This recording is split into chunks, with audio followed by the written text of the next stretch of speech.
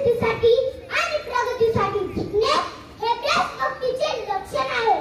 Operation सिंदूर हे भारताने पाकिस्तानच्या सीमेपलीकडे दहशतवादी तळांवर केलेले हवाई हल्ले होते. हे हल्ले दहशतवादी संघटना जसे की लष्कर-ए-तैयबा, जैश-ए-मोहम्मद आणि हिजबुल मुजाहिदीन यांच्या तळांवर करण्यात आले होते. या हल्ल्यांमध्ये दहशतवाद्यांचे तळ उद्ध्वस्त करण्यात आले आणि दहशतवादी मारले गेले. ऑपरेशन सिंदूर हे केवळ एक लष्करी कारवाई नसून ते देशाच्या संरक्षणासाठी आणि सार्वभौमत्वासाठी उचललेले महत्त्वाचे आणि धाडसी पाऊल आहे.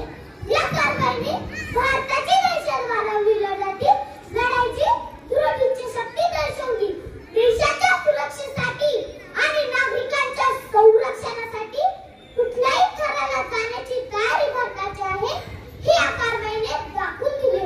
ऑपरेशन सिंदूर हे भारताच्या इतिहासातील एक महत्त्वाचे आणि धाडसी पाऊल आहे.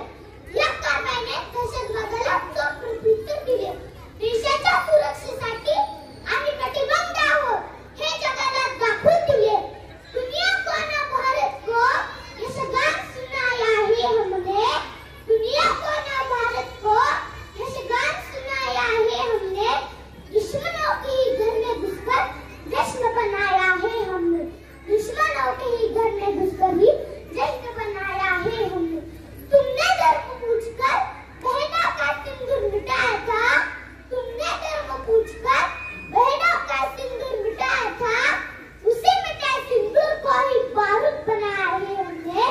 उसी मिटे सिंदूर को ही बारूद बनाया है हमने. इन आतंकी ताकत पर भारत की खुदगारी अड़ती है.